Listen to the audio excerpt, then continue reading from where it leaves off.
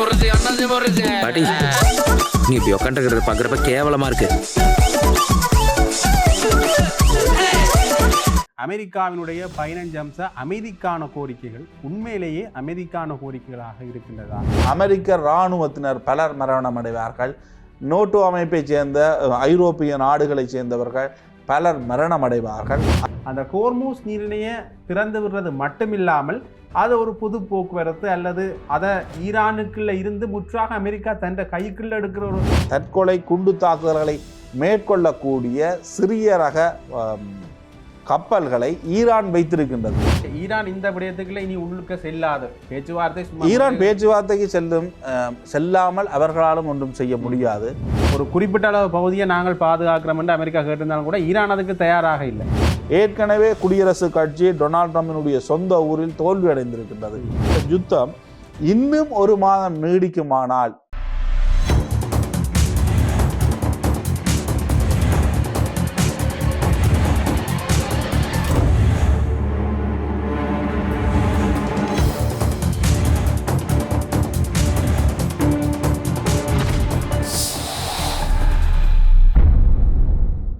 வணக்கம். த ஒப்பீனியன் இந்த சமரசம் இல்லாத 360 பாகையில் நோக்கு.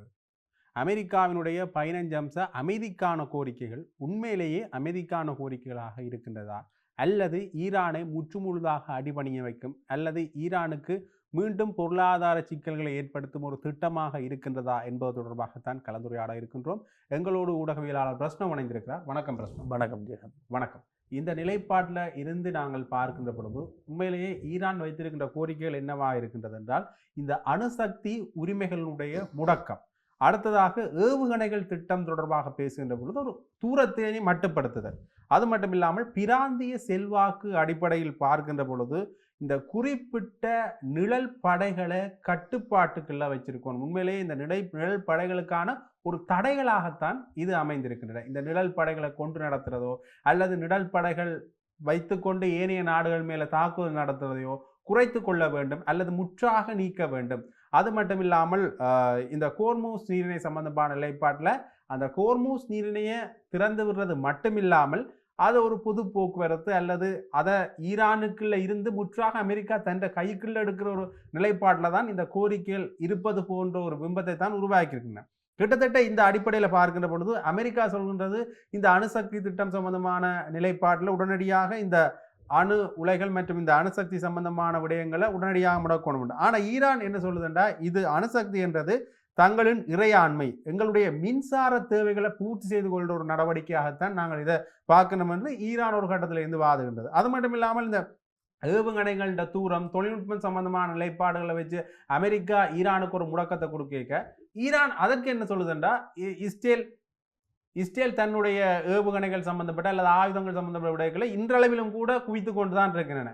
இதையே ஈரான் செஞ்சா ஏன் நீங்க கேள்வி கேட்கிறீங்க என்ற அடிப்படையில் அவர்கள் தங்களுடைய கருத்து நிலைப்பாடுகளை முன்வைக்கின்றார்கள். அது மட்டும் இல்லாமல் இந்த 15 அம்ச கோரிக்கைகளை முற்றாக ஏற்றுக்கொண்டாண்டா இல்லை, இது எல்லாருக்குமே வலிமையான தெரியும். இப்படியான கோரிக்கைகள் முன்வைக்கப்படுகின்ற பொழுது ஒரு காலமும் ஈரான் இதை ஏற்றுக்கொள்ளாது என்று தெரியும். மாறாக அவர்கள் தங்களுடைய நிலைப்பாடுகளை முன்வைக்கின்றார்கள். அவர்களுடைய இந்த நிபந்தனைகளோ நிலைப்பாடுகளோ என்றது ஈரானினுடைய இறையாண்மையை பாதுகாத்தல் என்கின்ற அடிப்படையில் இருக்கின்றது. கிட்டத்தட்ட ஹோர்மூஸ் நீரிணைக்கான விடயத்தில் கூட அவர்கள் அந்த விஷயத்தான் சொல்லியிருக்கிறார். உண்மையிலே இந்த பொருளாதாரத்தை ஏற்படுத்துறதோ அல்லது ஏனைய நாடுகளுக்கான தாக்குதல்களை மேற்கொள்றதோ எங்களோட நோக்கம் இல்லை. எங்களுடைய நோக்கம் எங்களுடைய நாட்டினுடைய இறையாண்மையை பாதுகாக்கணும். அதற்காக நாங்கள் எடுத்துக்கொண்ட கருவிதான் பொருளாதாரம் என்கிற ஒரு விடயத்துல தான் ஈரான் தொடர்ந்தும் பேசிக்கொள்கிறது. இந்த 15 அம்ச கோரிக்கைகள் உண்மையிலேயே அமைதிக்கு வழிவகுக்குமா? இது எந்த நோக்கத்துல செய்யப்பட்டது என்று நீங்க நினைக்கின்றீர்கள்? பிரச்சனம் முழுமையாக ஈரானுக்கு தற்பொழுது இருக்கின்ற பாதுகாப்பு, அவர்களுடைய பலம் என்ன என்று பார்த்து அதனை முழுமையாக ஈரானே இல்லாமல் செய்ய வேண்டும் என்ற அடிப்படையில் தான் இந்த 15 அம்ச கோரிக்கைகளையும் அமெரிக்கா முன்வைத்திருக்கின்றது. இதனை ஒருபோதிலும் ஈரான் ஏற்றுக்கொள்ளப் போவது கிடையாது. ஆனால் நீங்கள் கூறியது போன்று ஈரான் முன்வைத்திருக்கின்ற நிபந்தனைகள் என்பது தன்னை ஒரு நாடாகவும் தன்னுடைய சுதந்திரத்தையும் இவர்கள் மதிக்க வேண்டும் என்பதும், இதுவரை மேற்கொள்ளப்பட்ட இவர்களுடைய அத்துமீறலுக்கு இழப்பீடும் மீண்டும் அவ்வாறான இழப்பீடுகள் ஏற்படாதவாறான ஒரு உத்தரவாதத்தையும் தான் அவர்கள் கோருகின்றார்கள். அது அவர்களுடைய ஒரு உரிமை சார்ந்த ஒரு பிரச்சனையாக பார்க்கப்படுகின்றது. ஏனெனில் இந்த யுத்தத்தை இஸ்ரேலும் அமெரிக்காவும் தான் ஆரம்பித்தார்கள். ஆனால் தற்பொழுது அந்த யுத்தத்தில் தாங்கள் நினைத்த வெற்றியை அடைய முடியாத இஸ்ரேலும் அமெரிக்காவும் தாங்களாவே ஈரான் தங்களுடைய பலங்கள் அனைத்தையும் விட்டு கொடுக்க வேண்டும் என்று நினைப்பது அது ஒரு சமாதான உடன்படிக்கைக்கு பதிலாக ஈரானை சரணடையுமாறு கூறுகின்றபடியந்தான். அதே நேரம் ஈரானை நோக்கி இராணுவத்தை அனுப்பி கொண்டிருக்கின்றது, தன்னுடைய கடற்படையை அனுப்பி கொண்டிருக்கின்றது அமெரிக்கா. இஸ்ரேலும் அதற்கு எதிரான யுத்த களத்தில் தொடர்ந்தும் செயற்பட்டு கொண்டுதான் இருக்கின்றது. ஆகவே ஈரான் இந்த விடயங்களை வெளிப்படையாக ஏற்றுக்கொள்ளப் போவது கிடையாது. ஆனால் ஒரு பேச்சுவார்த்தை ஒன்று தற்பொழுது இடம்பெறுகின்றது. அந்த பேச்சுவார்த்தை யார் ஆரம்பித்தார்கள், அந்த பேச்சுவார்த்தைக்கு ஈரான் சென்று விட்டது என்பது தங்களுடைய வெளியுலக பிம்பத்தை மிக அதிக அளவில் வீழ்த்தும் என்ற அடிப்படையில் தங்களுடைய பேச்சுவார்த்தைகள் தொடர்பில் உண்மை தகவல்களை இதுவரை வெளிப்படுத்தப்படாமல் இருக்கின்றது. ஆகவே நான் நினைக்கின்றேன் அணுசக்தி சார்ந்தும் பிராந்தியங்களில் இருக்கின்ற பாதுகாப்பு சார்ந்தும் தான் மிகப்பெரிய அளவு ஒரு பேசுபொருள் அங்கு இருக்கும். சகல விடயங்களையும் இந்த 15 அம்ச கோரிக்கை முழுமையாக ஏற்றுக்கொள்ளப் போவது கிடையாது. 15 அம்சங்களையும் ஈரான் தாங்கள் செய்கின்றோம் என்பதை கூட ஏற்றுக்கொள்ளவில்லை. உண்மையிலே ஒரு பேச்சுவார்த்தை உடன்படிக்கை கூட தயாரா இல்லை. அவர்கள் தற்பொழுது ஒரு பேச்சுவார்த்தை இடம்பெறுகின்றது. ஆனால் அமெரிக்கா தன்னுடைய வலிமையை காட்டுவதற்காக இந்த உலகத்துக்காக இந்த 15 அம்ச கோரிக்கைகளை முன்வைத்திருக்கின்றார்கள். ஆனால் உண்மையான பேச்சுவார்த்தை மேசையில் இந்த விடயங்கள் பேசப்படாது. ஏனெனில் இந்த 15 அம்சங்களில் பல விடயங்களை ஈரான் இதுவரை வெளிப்படையாக ஏற்றுக்கொள்ளவில்லை. தங்களிடம் 90% செறிவூட்டப்பட்ட அணு ஆயுதத்தை செய்யக்கூடிய அளவுக்கு யுரேனியம் இருப்பதாக அவர்கள் கூறவில்லை. அவர்கள் 60% தான் கூறுகின்றார்கள். ஆனால் இவர்களுடைய கருத்து என்பது இவர்களிடம் அணு ஆயுதம் இருக்கின்றது என்பது. அது சார்ந்த தொழில்நுட்பத்தை இவர்கள் மேம்படுத்துகின்றார்கள் என்பது. ஆகவே அதனை அவர்கள் ஏற்றுக்கொள்ளப் போவது கிடையாது. நீண்ட தூரம் செல்லுகின்ற ஏவுகணைகளை, அதாவது அணு ஆயுதத்தை கொண்டு செல்லக்கூடிய ஏவுகணைகளை இவர்கள் தயாரிக்க வேண்டாம் என்று இவர்கள் சொல்லுகின்ற கோரிக்கையினையும் அவர்கள் வெளிப்படையாக ஏற்றுக்கொள்ள மாட்டார்கள். நாங்கள் அணு ஆயுதம் செய்யவில்லை, பிறகு நாங்கள் அப்படியான ஏவுகணைகளை செய்கின்றோம் என்பதுதான் அவர்களுடைய நிலைப்பாடாக இருக்கும். அதே நேரம் இந்த ப்ராக்ஸி அமைப்புகளுக்கு நிதி அளிப்பது, அதனை கொண்டு யுத்தங்களை மேற்கொள்ளுகின்ற விடயங்களையும், அது ஒரு ப்ராக்ஸி படைகள் என்றால் வெளிப்படையாக ஏற்றுக்கொள்ள முடியாது. ஆகவே அது சார்ந்த விடயங்களையும் வெளிப்படையாக இவ்வாறு ஈரான் ஏற்றுக்கொள்ள போவது கிடையாது. ஆகவே இவர்கள் கூறுகின்ற சகல விடயங்களையும் ஈரான் மறுதளிக்கும். அந்த விடயங்களை தாங்கள் மேற்கொள்ளவில்லை என்று. ஆகவே தற்பொழுது இவர்களுக்கு ஒரு யுத்த நிறுத்தம் தேவைப்படும். அப்படி இல்லை என்றால் ஈரானினுடைய இந்த ஹார்க் தீவை முழுமையாக கைப்பற்றுவதற்கான ஒரு இராணுவ நடவடிக்கையை நோக்கித்தான் இஸ்ரேலும் அமெரிக்காவும் நகர்ந்து கொண்டிருக்கின்றது என்பது சர்வதேச ஊடகங்களினுடைய செய்திகளாக தற்பொழுது இருந்து வருகின்றது. அதனை நோக்கித்தான் அமெரிக்கா மேற்கொள்ளும். இந்த பேச்சுவார்த்தை என்பதெல்லாம் எவ்வாறு கமேனியை படுகொலை செய்வதற்கு இவர்கள் பேச்சுவார்த்தை என்ற ஒரு நாடகத்தை நடத்தினார்களோ அதே போன்று இராணுவ நடவடிக்கைக்கு முன் இவ்வாறான ஒரு பேச்சுவார்த்தையை இவர்கள் நடத்துகின்றார்கள் போன்றுதான் தெரிகின்றது. இந்த உலக பொருளாதாரம் பற்றி எந்த வகையிலும் அமெரிக்காவும் இஸ்ரேலும் இதுவரைக்கும் கரிசனை கொள்ளவில்லை. அதனை ஈரானுக்கு எதிரான ஒரு ஆயுதமாக பயன்படுத்தத்தான் முனைகின்றார். உண்மையிலே இந்த விடயத்தை ஈரான் கொஞ்சம் சுதாகரித்து கொண்டு விட்டது. ஏன்டா இந்த பேச்சுவார்த்தை என்ற விடயத்தை டொனால்ட் ட்ரம்ப் சொல்லி சில மணி நேரங்களிலேயே ஈரான் தாக்குதல் நடத்தியிருந்தது. ஈரான் தாக்குதல் இருந்தது, அதே போன்று நிராகரித்தும் இருந்தது பேச்சுவார்த்தை என்பதை. ஆகவே ஈரான் இந்த விடயத்துக்குள்ள இனி உள்ளுக்க செல்லாது. பேச்சுவார்த்தை ஈரான் பேச்சுவார்த்தைக்கு செல்லாமல் அவர்களாலும் ஒன்றும் செய்ய முடியாது. ஆகவே அவர்கள் பேச்சுவார்த்தைக்கு செல்வார்கள். அந்த பேச்சுவார்த்தையில் பேசப்படுகின்ற விடயங்கள் என்பது மிகவும் இரகசியத்தன்மை வாய்ந்ததாகத்தான் இருக்கும்.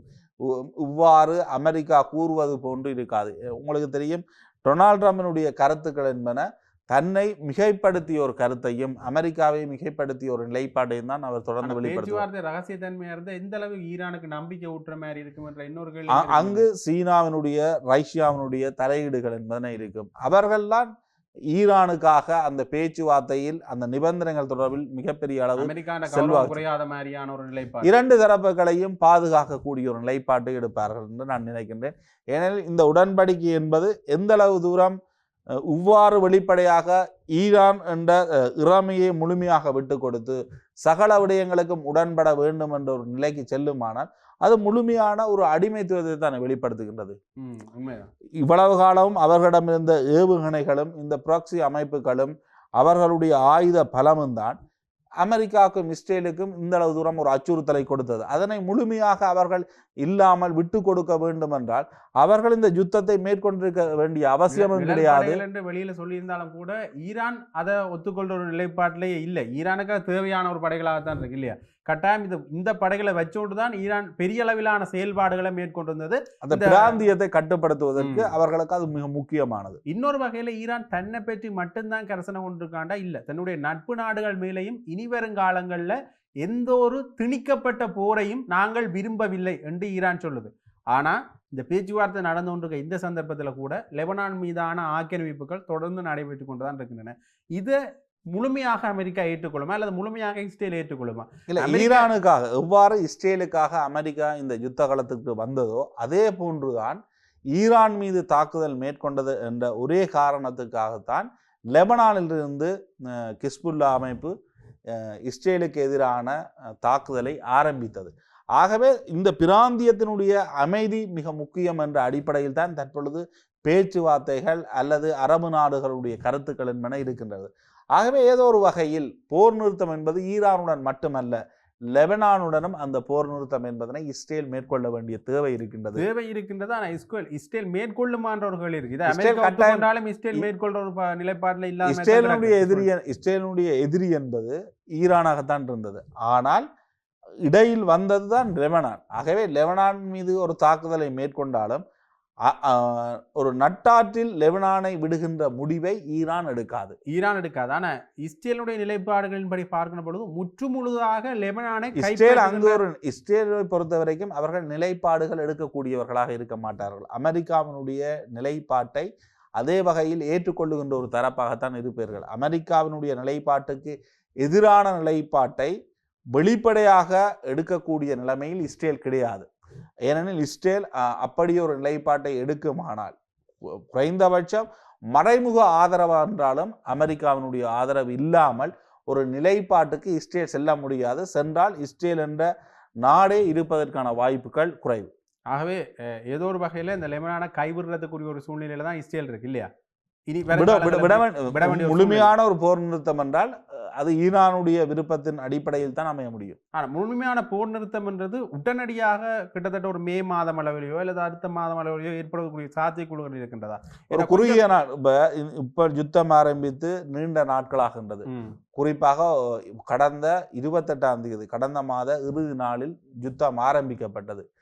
இன்று 26, 27 நாட்களாக தொடர்ந்து யுத்தம் முன்னெடுக்கப்படுகின்றது. இந்த யுத்தம் இன்னும் ஒரு மாதம் நீடிக்குமானால் தற்பொழுதே எண்ணெய் விலை, எரிவாயு விலை, அதனுடைய தட்டுப்பாடுகள் என்பது உலக சந்தையில் உணரப்படுகின்றது.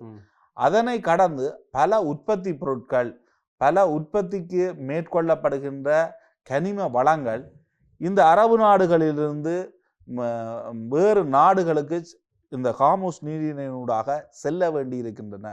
அது நீண்ட காலத்திற்கு கப்பலில் இருக்கவும் முடியாது. அவ்வாறு இருந்தால் அந்த உற்பத்தி பொருட்கள் பாதிப்படையும், அதே போன்று இங்கு உற்பத்தி பாதிப்படையும். ஆகவே உலக சந்தையினுடைய தாக்கம் என்பது நீண்ட காலத்துக்கு இருக்குமானால் உலக பொருளாதாரமே மிகப்பெரிய ஒரு தாக்கத்தை சந்திக்கும். அது அமெரிக்காவுக்கு எதிரான ஒரு நிலைப்பாட்டுக்கு செல்லும். அது ஒவ்வொரு நாடுகளினுடைய உள்நாட்டு அரசியலில் ஒரு தீர்மானம் மிக்க முடிவுகளை எடுப்பதற்கும் மக்களினுடைய எதிர்ப்புகளை ஒவ்வொரு அரசாங்கங்களும் சந்திப்பதற்கு ஒரு வாய்ப்பாக இருக்கும். இதனை நோக்கித்தான் ஈரானுடைய நகர்வுகள் இருக்கின்றது.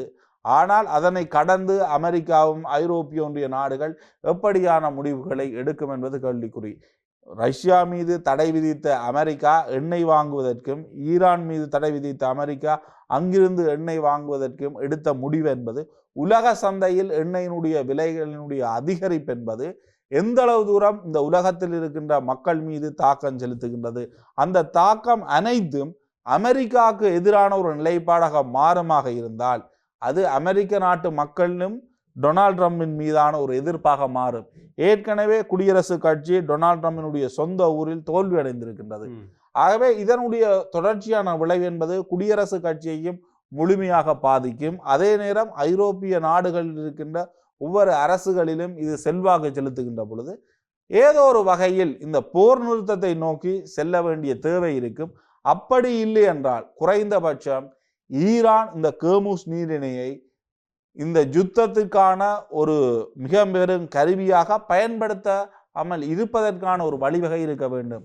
கேர்முஸ் நீரினுடைய இருப்பு என்பதும் அங்கு அமெரிக்காவினுடைய போர்க்கப்பல்கள் சென்று அனைத்து கப்பல்களுக்கும் பாதுகாப்பு வழங்க முடியுமானால் அது ஒரு மிக சிறிய நீர்ப்பரப்பு. அதற்குள் எந்த அளவு தூரம் இவர்களால் பாதுகாப்பு வழங்க முடியும் என்பது மிகப்பெரிய கேள்வி. அதே நேரம் அங்கு தற்கொலை படைகளாக தற்கொலை குண்டு தாக்குதல்களை மேற்கொள்ளக்கூடிய சிறிய ரக கப்பல்களை ஈரான் வைத்திருக்கின்றது.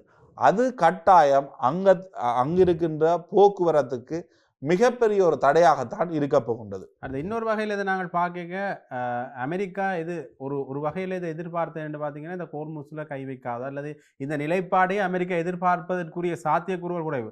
உடனடியாக இந்த பொருளாதாரத்தில் கை வச்சோன்னா ஈரானுக்கு சாதகமாக அது மாறுது. இப்போ அமெரிக்கான்ற ஒரு நிலைப்பாட்டின்படி ஹோர்முஸுக்கான பாதுகாப்பை நாங்களும் கொடுக்கிறோம் என்கின்ற ஒரு நிலைப்பாட்டில் தான் இப்போ அமெரிக்கா இருக்கிறதையும் பார்க்கக்கூடிய மாதிரி இருக்கின்றது.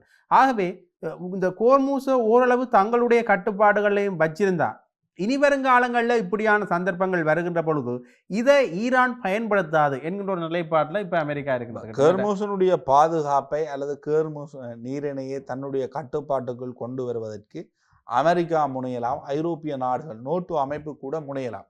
ஆனால் அந்த பாதுகாப்பை எந்த அளவு தூரம் ஈரானுடைய கரையோரத்தை கைப்பற்றாமல் வைத்திருக்க முடியும்? தொடர்ச்சியான ஏவுகணைகளை ஈரான் ஹோர்முஸ் நீரிணையை நோக்கி ஏவுகின்ற பொழுது கடற்கொள்ளையர்களாக அங்கிருக்கின்ற புரக்சி அமைப்புகள் செயற்பட ஆரம்பித்தால் ஹோர்முஸ் நீரிணையை சுற்றிய கடல் போக்குவரத்து அந்த வணிகம் என்பது ஒரு சுதந்திரமான வணிகத்துறையாக இருக்க முடியுமா? முழுமையாக அங்கு ஏதோ ஒரு வகையில் வணிக போக்குவரத்துக்கான கட்டணங்கள் அதிகரிக்கும், அதற்கான இன்சூரன்ஸ்கள் அதிகரிக்கும். ஆகவே வணிக போக்குவரத்தினுடைய அந்த கட்டணங்களினுடைய அதிகரிப்பு என்பதை இந்த உலக நாட்டு மக்கள் தான் தங்களுடைய வரி பணத்தினூடாகவும் தங்களுடைய விலைகள் கட்டணங்களினூடாகவும் செலுத்த போகின்றார்கள். ஆகவே உலகளாவிய ரீதியில் மக்களினுடைய வாழ்க்கை செலவு என்பது அதிகரிக்க போகின்றது.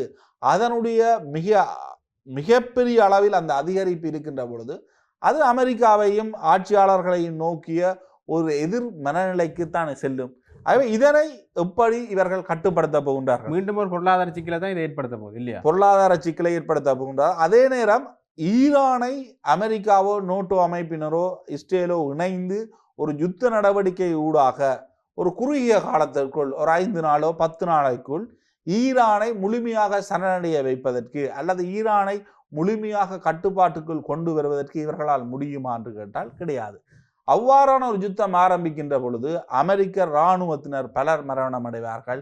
நோட்டோ அமைப்பை சேர்ந்த ஐரோப்பிய நாடுகளை சேர்ந்தவர்கள் பலர் மரணம் அடைவார்கள். அதனை தொடர்ந்து அந்த யுத்தம் என்பது ஒரு நீண்டகால யுத்தமாக இருக்கும். அந்த நேரத்தில் ஈரானுடைய பதில் தாக்குதல்கள் எவ்வாறு அமையும், அது எந்த அளவு தூரம் நேரடியாக கப்பல் வணிகத்தில் ஈடுபடுகின்ற கப்பல்கள் மீது தாக்குதல்களை நடத்தும். சில நேரம் ஐரோப்பிய நாடுகள் அமெரிக்காவினுள் மறைமுகமான தாக்குதல்களை ஈரான் மேற்கொள்ள ஆரம்பிக்குமானால் அந்த நிலைமைகள் எல்லாம் எந்த அளவு தூரம் பாதிப்பை மேற்கொள்ளும் என்பதெல்லாம் அந்த யுத்தகலம் ஆரம்பிக்கின்ற பொழுதுதான் தெரிய வரும். உண்மையிலே ஒரு பெரிய சிக்கல்களுக்கு இந்த ஹோர்முஸ் இருக்கின்றது நாங்கள் ஏற்றுக்கொள்ள வேண்டிய ஒரு நிலைப்பாடு தான் இருக்கு. ஏன்னா ஒரு குறிப்பிட்ட அளவு பகுதியை நாங்கள் பாதுகாக்கிறோம் என்று அமெரிக்கா கேட்டிருந்தாலும் கூட ஈரான் அதுக்கு தயாராக இல்லை. இன்னொரு வகையில் பார்க்கின்ற பொழுது சர்வதேச அணுசக்தி முகாமை நேரடியாக எந்த ஒரு நிபந்தனையுமின்றி ஈரானில் இந்த அணுசக்தி ஆயுதங்களோ அல்லது அணுசக்தி சம்பந்தமான தயாரிப்பு தொடர்பான ஆய்வுகளை மேற்கொள்ளலாம் என்று ஒரு நிபந்தனையும் விதிச்சிருக்கின்றது அமெரிக்கா. ஏற்கனவே அணுசக்தி முகமை கூறியிருக்கின்றது, ஈரான் அணு ஆயுதத்தை உற்பத்தி செய்வது தொடர்பில் எங்களுக்கு நம்பத்தகுந்த ஆதாரங்கள் கிடையாது என்பது. அதனை தாண்டி தான் அமெரிக்காவும் இஸ்ரேலும் இந்த குற்றச்சாட்டுகளை முன்வைத்தது. தற்பொழுது கூறுகின்றார்கள் முழுமையாக அந்த செறிவூட்டப்பட்ட 400 கிலோகிராமுக்கான யுரேனியத்தை இவர்களிடம் அணுசக்தி முகமையிடம் இவர்கள் ஒப்படைக்க வேண்டும். அதனை கடந்து ஈரானுடைய முழு அணுசக்தி சார்ந்த செயற்பாடுகளையும் முழுமையாக கண்காணிப்பதற்கு அணுசக்தி முகமைக்கு இவர்கள் அனுமதி அளிக்க வேண்டும் என்பது. அது சில வேளைகளில் ஈரான் ஏற்றுக்கொள்ளும். ஆனால் அந்த ஏற்றுக்கொள்ளுகின்ற முடிவை முழுமையானதாக அமெரிக்காவும் இஸ்ரேலும் ஏற்றுக்கொள்ளுமா? ஏனெனில் அவர்கள் கூறுவார்கள் இதனை கடந்த இடங்களும் இருக்கின்றது. அந்த விடயங்களில் பல கேள்விகளும் பல தொடர் சர்ச்சைகளும் இருப்பதற்கான வாய்ப்புகள் தான் அதிகம். உண்மையிலேயே இந்த அணுசக்தி முகாமை உள்ள போய் ஆய்வு செஞ்சாலும் கூட ஈரான் அமெரிக்கா எதிர்பார்க்கின்ற பதிலை கொடுக்காது. அது எல்லாருக்குமே தெரிஞ்ச விஷயம். அமெரிக்கா இந்த பதிலை தான் எதிர்பார்க்கிறேன். ஆனால் அமெரிக்கா அவர்களுடைய இந்த விசாரணை அறிக்கைகளை ஏற்றுக்கொள்ளுமாண்டு அங்கேயும் ஒரு கேள்விதான் இருக்கு இல்லையா? தொடர்ச்சியாக ஒரு விமர்சனத்துக்குரிய மீண்டும் திருப்பி தான் வேற ஒரு இடத்துல இருக்கின்றது, வேறு இடங்கள்ல இருக்கின்றது, சரியான முறையில் ஆய்வுகள் நடக்கவில்லை என்று திருப்பி ஒரு பிரச்சனையை இங்கே கொண்டு வருவதற்கான சாத்தியக்கூறுகள் இருக்கிறது. இன்னொரு வகையில் இந்த போர் நீளுவதற்கான சாத்தியம் இருந்தால் உண்மையிலே போர் முடிவடைய வேண்டும் என்றுதான் இரு நாடுகளும் எதிர்பார்க்கின்றன. ஆனால் ஏதோ ஒரு விதத்தில் அமெரிக்கா சில விஷயங்களை நேரடியாக கூறுறதுக்கு மறுக்குது. அதை ஏற்றுக்கொள்ளதான் வேணுனாங்க. நேரடியாக கூறுறதா மறக்கிறதன் காரணத்தினால ஒரு வகையில் இந்த போர் நீளுமா அல்லது உடனடியாக நிறுத்தப்படுமா என்ற ஏற்கனவே இந்த போர் நிறுத்தம் சம்பந்தமாக பேசுகின்ற பொழுதுதான் உச்சத்தலைவர் கொல்லப்பட்டார் இல்லையா? ஆகவே அமெரிக்கா அடுத்த கட்டம் என்ன நடவடிக்கை எடுக்கும் என்கின்ற ஒரு கேள்வி எழுகின்றது. அப்படி இருந்தால் ரஷ்யா, சீனா போன்ற நாடுகள் தொடர்ந்து ஈரானுக்கு உதவி செய்து கொண்டிருப்பதற்கு தயாராக இருக்குமா? ஈரானுக்கு சீனாவும் ரஷ்யாவும் என்பது நீண்டகால நண்பர்கள். அவர்கள் எரிபொருளை, சீனாவை பொறுத்த வரைக்கும் எரிபொருளை மிக குறைந்த விலையில் ஈரானிடமிருந்து பெற்றுக்கொள்ளுகின்றார்கள். ஆகவே சீனா உதவி செய்ய வேண்டிய தேவை வர்த்தக ரீதியிலும் இருக்கின்றது, நீண்டகால நட்பு ரீதியிலும் இருக்கின்றது. பட்டுப்பாதையில் ஈரானுடைய அமைவிடம் என்பது மிகவும் ஒரு முக்கியமான இடத்தில் இருக்கின்றது. ரஷ்யாவை பொறுத்த வரைக்கும் ஈரானுடைய தேவை இருக்கின்றது. இவ்வாறான யுத்தங்கள், அதே நேரம் நீண்டகால நட்பு, அந்த விடயங்கள் என்பன தொடர்ச்சியாக ஈரானுக்கும் ரஷ்யாவுக்கும் இடையிலான ஒரு பரஸ்பர உடன்படிக்கைகளாக இருக்கின்றன. ஈரான் தான் ஏவுகணைகளை, ட்ரோன்களை உக்ரைனுக்கு எதிரான போரில் ரஷ்யாவுக்கு வழங்கி இருக்கின்றது. அதே ரீதியிலான உதவிகளை ரஷ்யாவும் தற்பொழுது ஈரானுக்கு வழங்கி வருகின்றது. அதனூடாகத்தான் மிக துல்லியமான தாக்குதல்களை ஈரானால் இஸ்ரேல் மீதும் அமெரிக்க தரப்பு விமானங்கள் மீதும் மேற்கொள்ளக்கூடியதாக இருக்கின்றது. மிக உயர்ந்த தொழில்நுட்பம் கொண்ட F-15 இருக்கலாம், F-18 இருக்கலாம், அவ்வாறான விமானங்கள் மீது ஈரான் தாக்குதல் நடத்தியதென்று கூறுவதற்கு மிக முக்கியமான காரணங்கள் இவர்கள் வழங்கிய தொழில்நுட்ப உதவிகள். அந்த தொழில்நுட்ப உதவிகள் சீனாவிடமிருந்தும் ரஷ்யாவிடமிருந்தும் தான் ஈரானுக்கு தொடர்ச்சியாக கிடைக்கின்றது. அவ்வாறான சட்டலைட் கட்டமைப்புகள், அது தொடர்பிலான ஆராய்ச்சிகள், தொடர்பிலான மேம்படுத்தப்பட்ட தரவுகளை தொடர்ச்சியாக கொண்டிருக்கின்ற நாடுகளாக சீனாவும் ரஷ்யாவும் விளங்குகின்றது. ஆகவே அதனுடைய உதவிகள் என்பது ஈரானுக்கு தொடர்ச்சியாக கிடைக்கும். சீனா இந்த யுத்தத்தில் நேரடியாக தாக்கம் செலுத்தவில்லை என்றாலும், நேரடியாக தொடர்புபடவில்லை என்றாலும், தன்னுடைய எதிரிகள் அல்லது தனக்கு பலமாக சவால் விடக்கூடிய ஐரோப்பிய நாடுகளாக இருக்கலாம், அதே நேரம் அமெரிக்காவாக இருக்கலாம், அவர்கள் இந்த யுத்தத்தினூடாக பலம் குன்றியவர்களாக, பலவீனமானவர்களாக மாறுகின்றதை சீனா பார்த்து ரசிக்கின்றது. தான் எந்த ஒரு யுத்தத்திலும் ஈடுபடாமல் தன்னுடைய உற்பத்தி துறையையும் தன்னுடைய நாட்டுக்கான வள மேம்பாட்டிலும் மிகப்பெரிய முதலீடுகளை இட்டு அது தொடர்ச்சியாக வளர்ச்சியடைந்து செல்வதை சீனா விரும்புகின்றது. சீனா இந்த யுத்தங்களின் மூலம் தன்னை இன்னும் பலமான ஒரு நாடாகத்தான் கட்டமைத்துக் கொள்கின்றது. அமெரிக்காவுக்கு வழங்கிய அதிக கடன்கள் மூலம் சீனா தான் அதிக அளவு கடன்களை கொடுத்திருக்கின்றது. ஆகவே ஜப்பான் கொடுத்திருக்கின்றது. ஆகவே சீனாவினுடைய வளர்ச்சி என்பது இந்த யுத்தத்தின் மூலம் உறுதிப்படுத்தக்கூடிய ஒரு விடயமாகத்தான் இருக்க போகும். அடுத்த இன்னொரு வகையில் பார்க்க சீனாவினுடைய தொழில்நுட்ப போட்டி நாடுகள் என்று சொல்லப்படுகின்ற ஐரோப்பிய நாடுகள், இந்த ஐரோப்பிய நாடுகள் என்ன நிலைப்பாடு எடுக்கணும்? சீனா மாதிரியான ஒரு வளர்ச்சி பாதையில் அவர்கள் செல்லியது நேரடியாக தெரியுது. மிகப்பெரிய அளவிலான படுபாதாளத்துக்கு தான். அதற்கு மிக முக்கியமான காரணம் இந்த உக்ரைனுக்கும் ரஷ்யாவுக்கும் இடையில் ஒரு யுத்தம் வருகின்ற பொழுது ஐரோப்பிய நாடுகள் தேவையற்று உக்ரைனுக்கு வழங்கிய அதிகமான உதவிகள் என்பது உண்மையில் இன்று நேட்டோவில் உக்ரைனை இணைக்கவில்லை. ஆகவே இணைப்பதற்கு வாய்ப்பில்லை என்றும் அமெரிக்கா கூறிவிட்டது.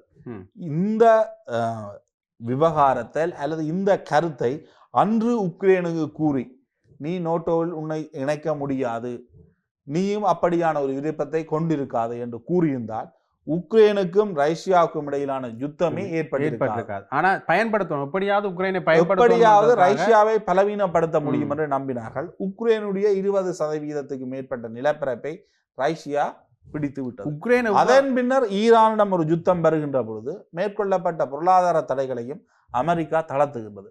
ஆகவே இதனுடைய முழு சுமையையும் ஐரோப்பிய நாட்டு மக்கள் தான் ஏற்றுக்கொள்ளுகின்றனர். உக்ரைன் எந்த அளவு தேவையில்லாத முடிவொன்று எடுத்தது என்று விமர்சிக்கப்படுகின்றதோ அதே போல ஐரோப்பிய நாடுகளும் ஒரு ஐரோப்பிய நாடுகளுக்கு தேவையான எரிவாயு என்பது நேரடியாக ரஷ்யாவிடமிருந்து கிடைக்கின்றன. அதற்கான குழாய்கள் இருக்கின்றன.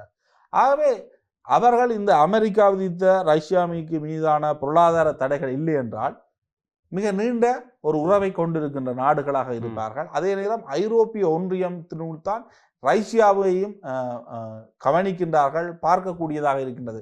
அமெரிக்காவின் மீதான ஒரு அழுத்தம் அல்லது அமெரிக்கா மீதான ஏற்படுகின்ற ஏமாற்றங்கள் என்பது ரஷ்யாவை நோக்கி எதிர்காலத்தில் ஐரோப்பிய நாடுகளை ஈர்க்கும் என்ற ஒரு அவதானமும் அது தொடர்பிலான பேச்சுக்களும் தற்பொழுது ஐரோப்பிய நாடுகளில் பேச ஆரம்பித்திருக்கின்றன. ஆகவே அதில் கூட சில காலங்களில் அமெரிக்காவுக்கு எதிர்ப்பாக மாறுவதற்கு வாய்ப்பு இருக்கின்றது. இந்த கிரீன்லாந்தை நான் பிடிப்பேன் என்று சொல்வது, இவ்வாறான விடயங்கள் எல்லாம் தொடர்ந்து ரஷ்யாவுக்கு ஆதரவான ஒரு நிலைப்பாட்டை ஐரோப்பிய நாடுகள் எடுப்பதற்கும் வாய்ப்பு இருக்கின்றது. மிகப்பெரிய அளவிலான நட்பு நாடுகள் என்று சொல்லப்படுகின்ற நாடுகள் கொஞ்சம் கொஞ்சமாக விலகி கொண்டிருக்கு அமெரிக்கா. ஏனெனில் ஒவ்வொரு நாடுகளும் பொருளாதார ரீதியாக இந்த பிரச்சனையை மிக மோசமாக அனுபவிக்க ஆரம்பிக்கின்ற பொழுது அவர்களுக்கு ஒரு உள்நாட்டு ரீதியிலான எதிர்ப்பு வரும். ஏன் தேவையற்ற இந்த யுத்தத்துக்கு போறீங்கள், தேவையற்று எங்களுடைய வரி பணத்தை வேறு நாடுகளுக்கு ஏன் உதவிகளாக வழங்குகின்றீர்கள் என்ற கேள்வி ஒரு நியாயபூர்வமான உதவியாக இருக்கும். அமெரிக்கா எந்தெந்த நாடுகளை எதிர்த்ததோ அந்தந்த நாடுகள் செய்யாத விஷயத்தை ஈரான் கையில் எடுத்துக்கின்றது இல்லையா? அதுதான் இந்த ஐரோப்பிய நாடுகள் அமெரிக்காவுக்கு எதிராக திரும்ப வாய்ப்புள்ளதுக்கான காரணமாக இருக்கின்றது. உண்மையிலேயே மிகப்பெரிய அளவிலான ஒரு பாதிப்பை ஐரோப்பிய நாடுகள் எடுத்துக்கொண்டிருக்கின்றன. அது மட்டும் இல்லாமல் கீழத்தேச நாடுகள், இலங்கை போன்ற நாடுகளும் எடுத்துக்கொண்டிருக்கின்றன. ஒரு பெரிய பொருளாதார சிக்கல்களை எப்படி சமாளிக்க போகின்றோம் என்கிற கேள்வி மக்கள் மத்தியில் இருந்திருக்கிறது. ஒரு காத்திரமான தலைப்பில் பேசியிருக்கின்றோம் என்று நம்புகின்றோம். தொடர்ந்தும் உங்களுடைய நேரத்தை பயந்து கொண்டமைக்கு நன்றி பிரஸ்னம். நன்றி. தொடர்ந்தும் இது போன்ற ஒரு காத்திரமான தலைப்போடு சந்திப்போம். நன்றி.